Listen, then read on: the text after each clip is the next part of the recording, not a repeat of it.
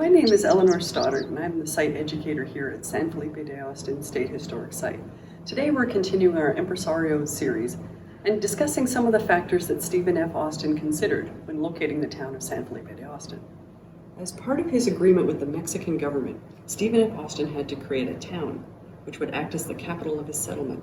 The town's name was proposed by the governor of the Eastern Interior Provinces, a man named Felipe de la Garza, to honor both the Empresario Austin and the governor's own patron saint, who was San Felipe, or Saint Philip. Austin searched along the Brazos and Colorado rivers in 1823 for a suitable site. He ended up choosing a site along the Brazos River in September of that year. The location was situated on the higher bank of the river, in rolling countryside with abundant timber and good water. Part of why he chose the location was because there was already a ferry crossing there, operated by a man named John McFarland. On maps, it was labeled as the location of the Atascocito crossing of the Brazos River. Austin had many plans for how his town would be laid out, and he even drew a version before he had chosen the actual site.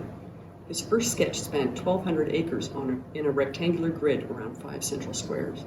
The town design looked more like the Spanish-style towns he saw in his trips to Mexico City, rather than the American style of towns he'd grown up in. The plan of the town changed significantly in its final form.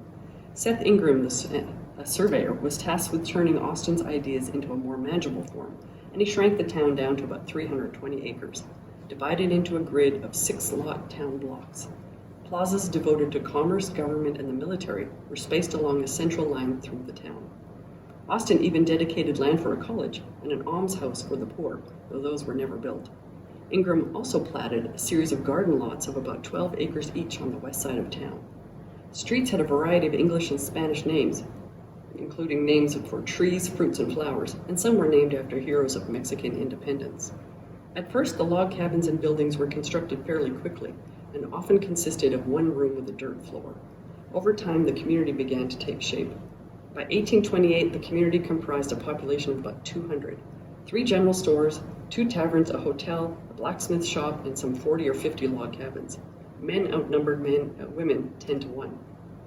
Austin thought many settlers would want to live in his town, but it turned out that most of the settlers who came to Texas wanted to live away from towns on their own land grants.